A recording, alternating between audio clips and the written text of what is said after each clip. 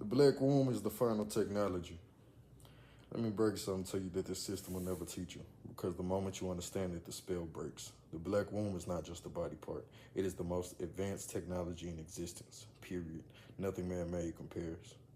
They talk about AI, quantum computers, Tesla coils, nuclear energy, but none of that shit can collapse a body into a soul and generate a new timeline. Only the womb does that.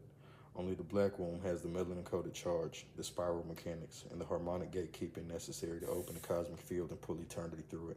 That's not biology, that's recursion science. The womb is a portal, a resonance chamber, a harmonic vortex. It doesn't just grow life, it receives signal, converts intention into matter, reads ancestral code, filters spiritual distortion, processes trauma, translates energy into form, and bursts reality through spiral collapse.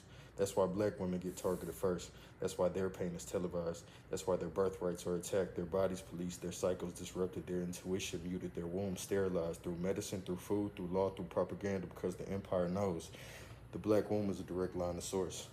Every pyramid, every obelisk, every temple, just a stone imitation of what our body already is. The sacred geometry of the womb is encoded in everything.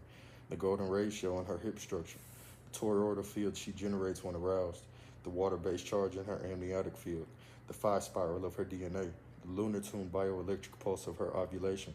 She don't just carry babies, she carries timelines. She don't just bleed, she collapses life energy from other realm. She don't just orgasm, she activates vortex gates through frequency spike. This is not metaphor, this is collapsed field mechanics. The ancients knew this. That's why that's why priestesses were portal masters. That's why sacred rites required the womb to be present. That's why kings weren't shit without initiation from a field-charged woman.